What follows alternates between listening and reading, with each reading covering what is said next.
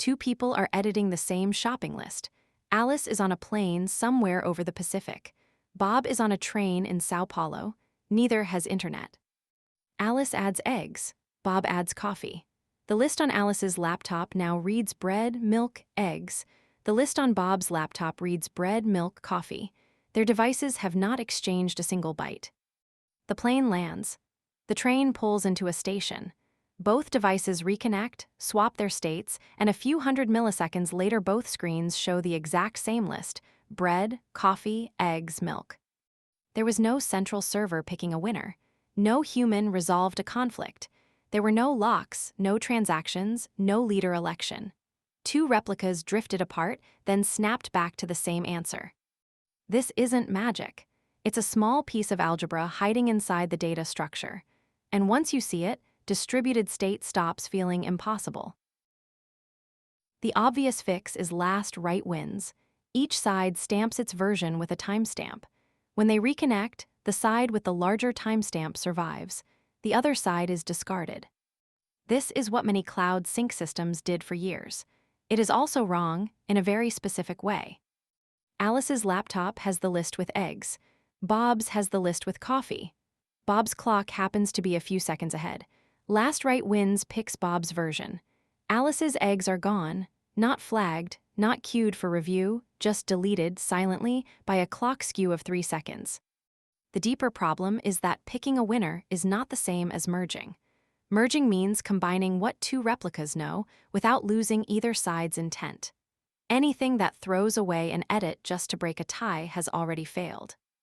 We need a better contract. Here is the contract we want, in one sentence. Any two replicas that have received the same set of updates must hold equivalent state. Notice what is not in that sentence. There is no requirement that the updates arrive in the same order. No requirement that they arrive exactly once. No requirement that there be a coordinator deciding who wins. This contract has a name: strong eventual consistency.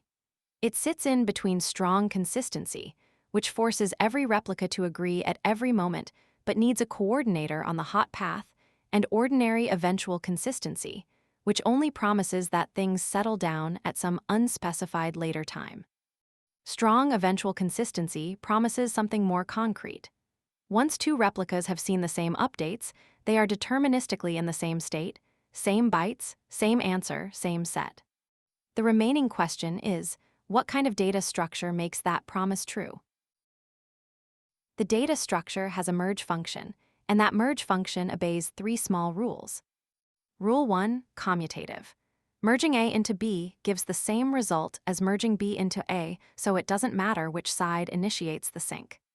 Rule 2, associative.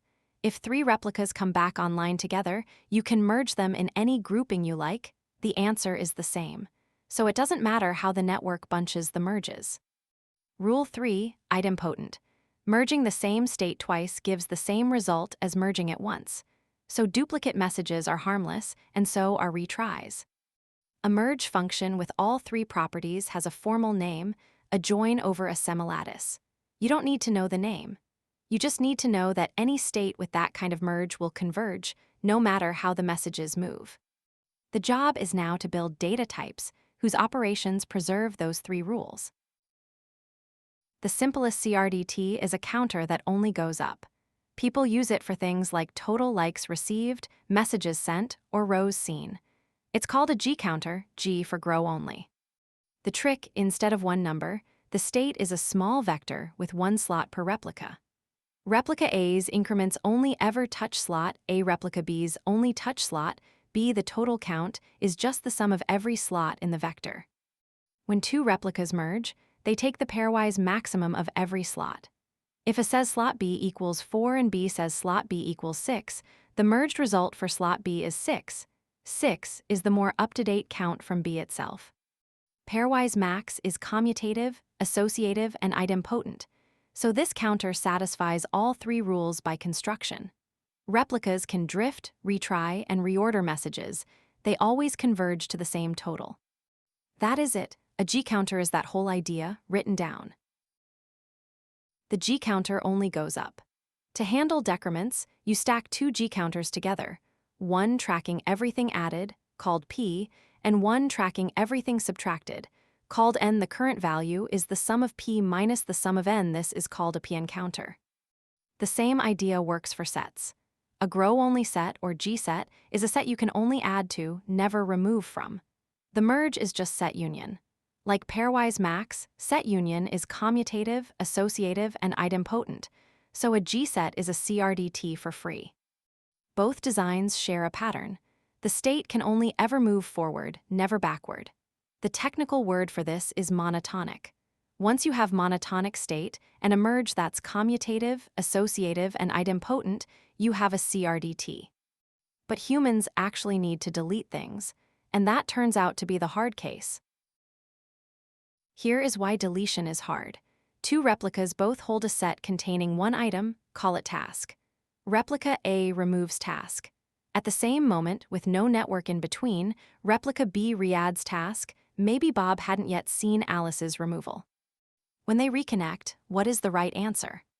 A naive merge that just takes set union puts task back. The remove silently disappeared. A naive merge that subtracts the removed items can erase Bob's brand new add. There is no clock that tells you which intent is correct. The first attempt at a fix is the two-phase set, or 2P set. Keep an added set and a removed set, and never delete from either. Once you've removed an item, you can never add it back, ever. The structure remembers your tombstone forever. That is correct, but useless for any list a human might re-edit. We need something better. The fix is the observed remove set, or set. The trick is to give every single add its own unique tag, a random identifier the replica generates locally. When replica A adds task, the state stores the pair task with tag T1. When replica B independently adds task, B stores task with tag T2. After they sync, the set holds both pairs, two different tags representing the same logical item. Now replica A removes task. A only tombstones the tags it has personally observed, T1 and T2. Concurrently, before that remove arrives, replica B adds task again with a fresh tag T3. When everything finally merges, T1 and T2 are tombstoned, but T3 was never observed by the remover. So T3 survives. The logical item task is still in the set, justified by Bob's most recent add.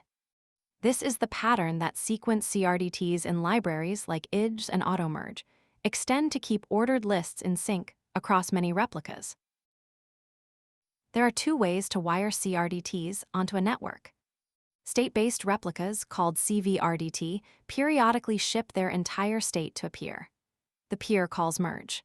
The payloads are big, but the network can deliver them in any order, drop them, or duplicate them. None of that matters, because merge is commutative, associative, and idempotent. Op-based replicas, called CMRDT, broadcast individual operations instead.